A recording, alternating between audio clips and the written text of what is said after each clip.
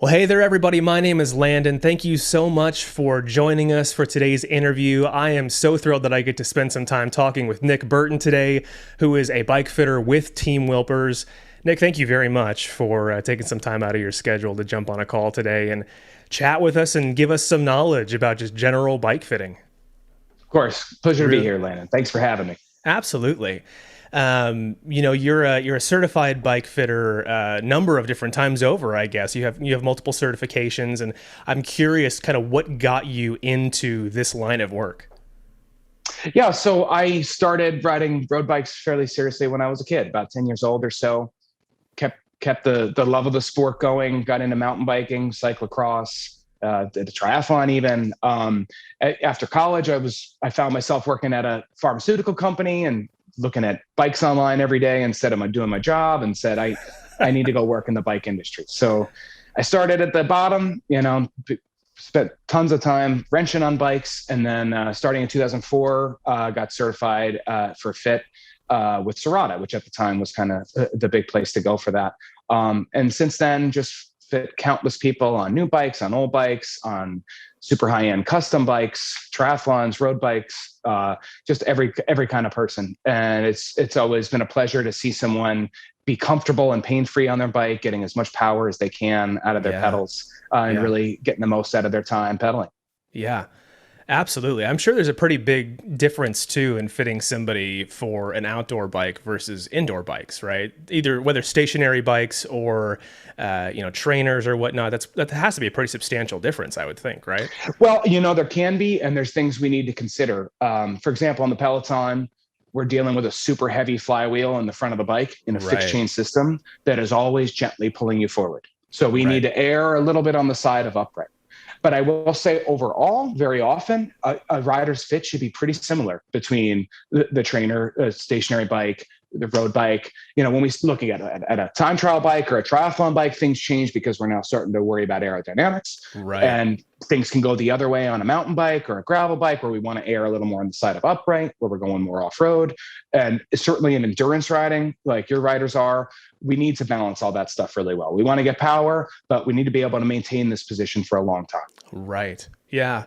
That makes sense. Let's kind of go all the way back to the basics. For a lot of our riders are brand new, right? They've never done any sort of endurance riding before.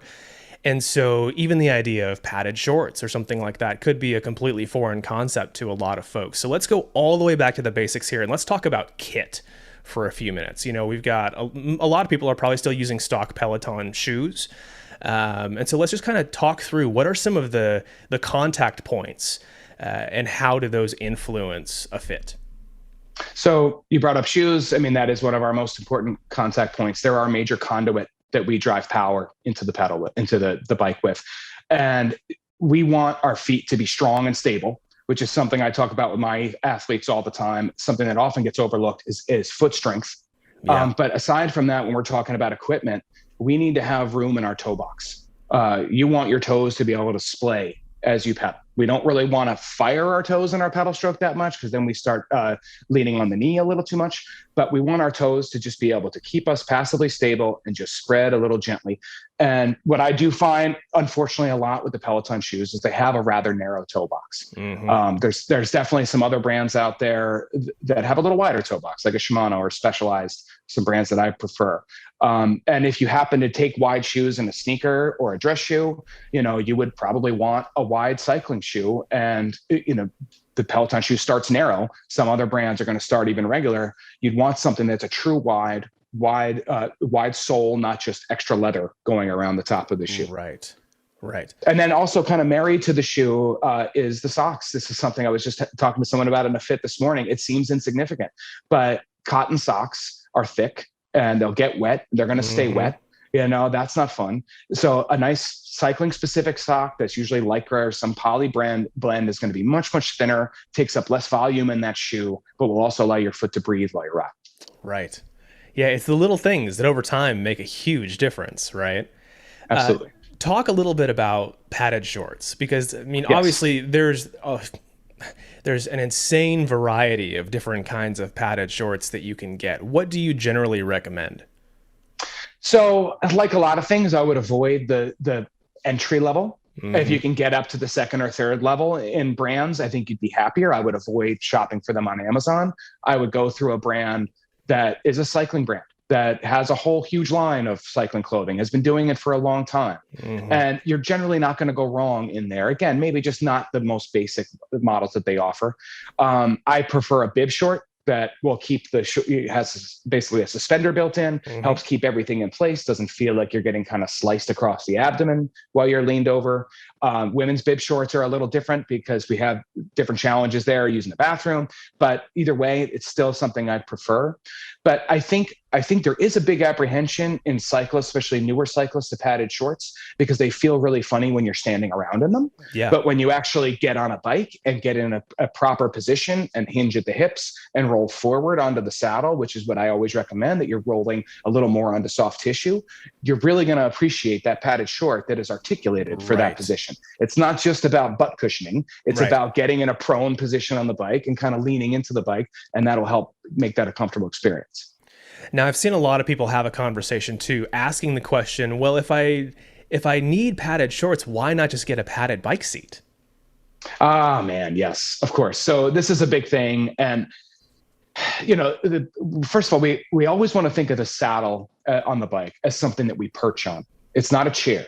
We're not sitting back on it and loading our spine onto it and taking a break. We're not sitting on a beach cruiser with a mojito, pedaling 3 miles an hour. We're trying to get watts out of the bike, right? And so we're perched on the bike. We're in an athletic position. We're leaned into it. We're hinging at our hips. And if you have a padded saddle, number one, or either a big saddle or one of those saddle pads that goes on top, you're now going to have to kind of pedal around it, especially if you're leaned forward and in the right position. It's just going to ask for new problems. I know some of the times that I've been the least comfortable on a bike ever were on a beach cruiser when really trying to pedal the bike. Yeah. If I was just sitting on the bike, relaxing, no big deal. But if I'm really trying to climb a hill that came up out of nowhere, suddenly I got this huge seat to work around and it's not supporting you the right way. So saddles don't need to be big to be comfortable. They need to be the right shape. I will say overall, as far as Peloton specifically goes, I think that saddle has been pretty good for the majority of riders. And if I see a rider that has put one of those pads on top, I kind of gently try to have them remove it because you're going to be better off without that there. Yeah. Yeah, it makes perfect sense. And in line with the saddle, this is probably not a conversation for most riders, but I think there are some considerations where a swap of the saddle itself could make sense. Is that true? Absolutely. Yeah, absolutely. So one of the things that I often talk about, or almost always talk about, is how we hinge at the hip when we're holding ourselves up on the bike. And that means rolling forward under the pubic arch. Okay. And for some of us, how we're built, a flatter saddle is not going to support us the right way. So they may be interested in something that has a little more of a valley in it that will help support that pubic arch. So they don't feel like they have to choose between, numbness or curling back into a bad posture. It needs to support them the right way. So you just hit it. Saddle shape is always more important than the padding itself. Which is also a big challenge, especially in the Peloton community, because a lot of times, people will be sharing the bike. And so finding a saddle that works for everybody is a big challenge in and of itself. So would you say if that's the case, it makes more sense to work on padded shorts than it would be to swap out your saddle? I would almost always generally recommend starting with the padded short. Sure. Because when we're getting in the right position, it to me is just a necessity. I really couldn't dream of riding my bike for any amount of time without a padded short because it's just how you hold yourself. And then we also talk about the level of the saddle. So this is something that you didn't necessarily just ask me about, but it goes right into it, which is I see a lot of riders on their bikes where for whatever reason, when the bike was delivered, they may never have even noticed it. Their nose is kicking up, 2 centimeters or something. And if that nose even goes up half a degree, it starts to become a problem. And again, we're trying to reinforce the idea of rolling forward onto soft tissue or onto your pubic arch a little more. And if that saddle nose is there talking to you, you're not going to want to do that. You're going to curl yourself back.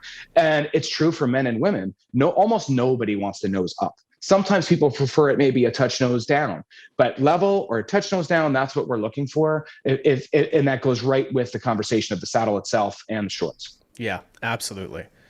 And then, in terms of posture, you've already kind of hit on it a little bit. Posture and form, once you get past these contact points, that's the next most important thing, right? How you're holding yourself on the bike. So let's talk about that for a few minutes.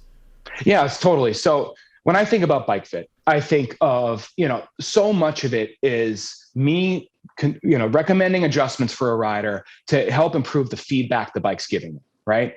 But the other half of it is, what are you doing with that feedback? Are you holding yourself up the right way? And so Right. my job is to help promote that and make you want to hold yourself the right way. Where very often, if a bike is ill fit, it's going to be really hard to hold yourself the right way. And what the right way is a few major points that I would talk about. I talk about elbows, hips, and heels. Okay. First, you got to have a nice light bent elbow always on the bike. If you lock your elbows out, you transfer the work of holding yourself up on the bike to your spine and your hands. When someone talks about hand numbness, very often they think, well, I need to raise my handlebar or something. Mm-hmm. Often that actually has the opposite effect. What needs to happen is they need to get their core activated. And their core often gets activated by lowering their handlebar.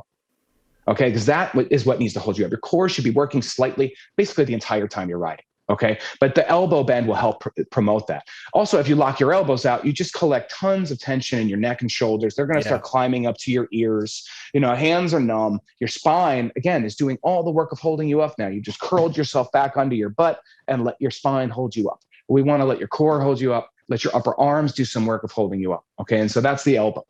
Then we talk about the hip, and hinging at the hips is so important on the bike. You want to be in an active, athletic position on the bike. Imagine what you do if you were going to get ready to swing a golf club or a tennis racket.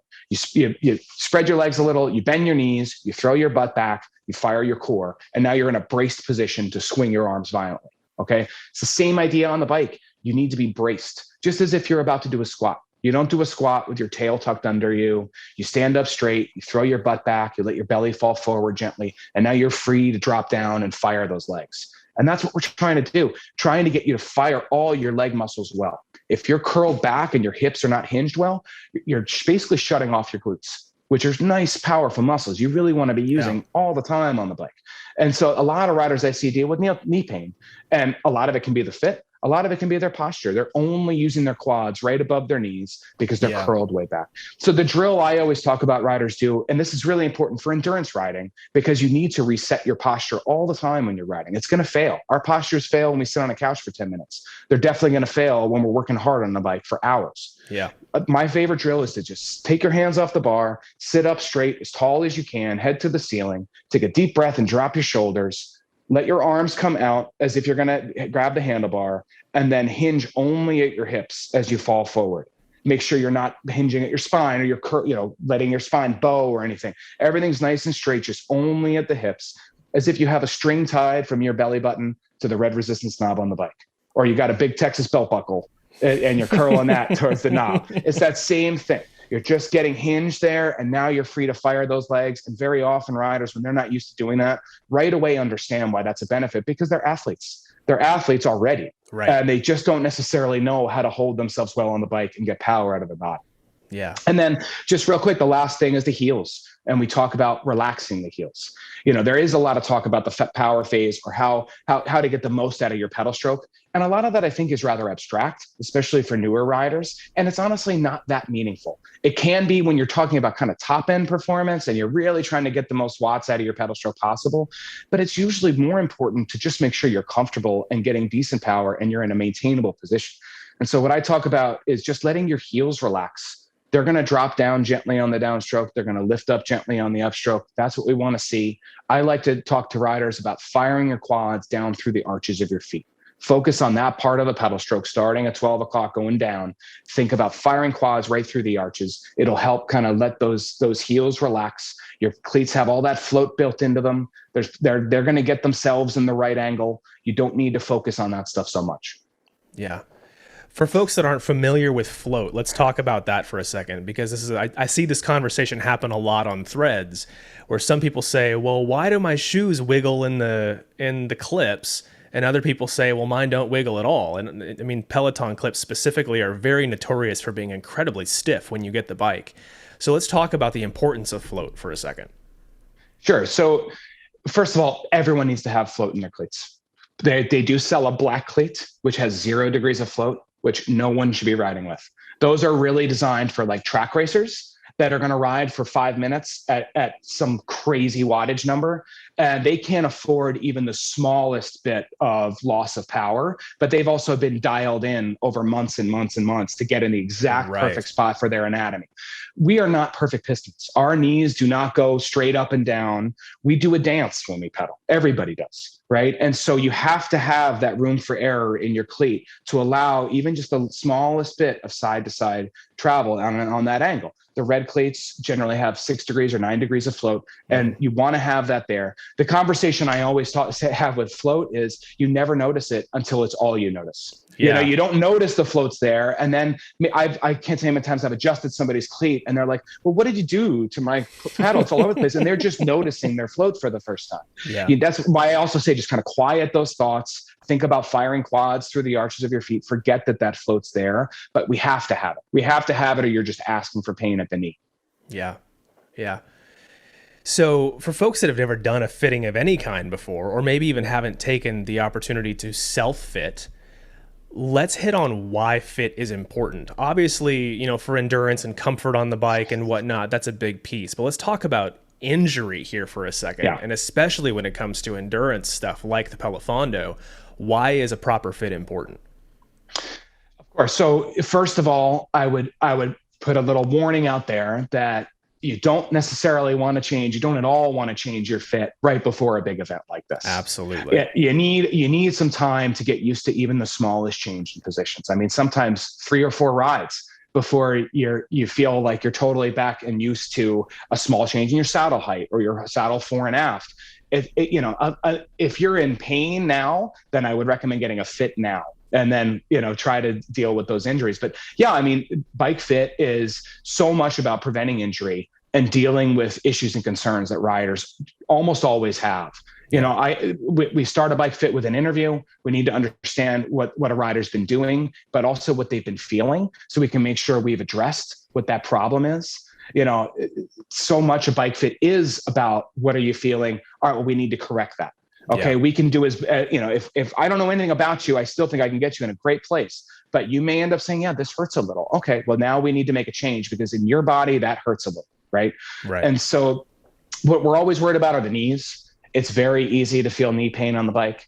And the classic first thought would be that someone's saddle might be too low, but there could be 5 other things that are responsible for that knee pain. And that's why bike fit is so important, is that it's a dynamic puzzle. It's not just one thing at a time. So if your knees hurt, yeah, it could be your saddle's low. It could be the fore and aft of your saddle is wrong. It could be your cleat position is wrong. Cleat position, I mean, just the smallest move can have a really, really dramatic effect. And again, something that I wouldn't want to change right before a big ride, because you're going to feel the difference. You're going to fire your muscles slightly differently. If nothing else, you're going to be sore in new ways that you may not be ready for. You may not get hurt, but you may just be really like, ow, this is different because I'm not used to firing my muscles exactly this way. Right. Yeah, for folks too, and I know, at least for me personally, I know that I tend to have some sort of a degree variance in my hips as well. And so one leg is a little bit longer than the other. Are shims something that you guys deal with very often, like underneath the cleat, or how do you deal with those sort of inconsistencies? Well, yeah, so that's a good question. So that is part of what I do at Team Wilpers too, is we do a functional mobility assessment. And that's exactly what we're looking for. We're looking at foot strength. We're looking at symmetry in the hips. And so many people have an asymmetry in their hips. Generally, one of their SI joints are more compressed than the other. Mm-hmm. And it's because of the patterns we live in. We all end up in these patterns where we favor one side, or like we save our good leg for some reason. We always are loading when we stop and hang out. We're always on the one side. Yeah. So we have to take that into account. And so that's why we do that assessment, because it either tells me there's something I do need to account for in the fitting, or that there's something else that an athlete needs to be doing off the bike. And that's honestly still my best recommendation to you. I really save shims for more extreme situations. Sure. I find that in most riders, I'd rather them kind of take responsibility for it. They need to work on their foot strength. They need to work on their pelvis and getting it back to neutral. They need to get their medial glutes stronger and get accommodating for those things. And these are the things that when I first started bike racing years ago, I thought I'm just going to put 1,000,000 miles on my legs. I'm going to win all the races. It's going to be amazing. And then, as you get older, you realize, I'm wearing my body out doing this. I need to get strength another way. I need to get strong so I can be strong on the bike. Right. And so anything you can do to work on your posterior chain, squats, deadlifts, forget about the bike. It's just great foundational health. Right. It'll also work your core well, but then it's amazing how much stronger you can be on the bike. The core is the thing that I never want to do. I'm like, I don't want to do core work again. But that's how you hold yourself up on the bike. You just need a strong core to be strong on the bike. Yeah. Yeah. And you don't have to make big adjustments most of the time either, right? I would assume when you're making adjustments with riders, it's pretty small increments. Is that true? Yes and no. It absolutely can be. And a lot of times the smaller differences can mean a lot. I know just in my own experience, anecdotally, if I raise my saddle, an extra 0.5 centimeter, I can really be in pain.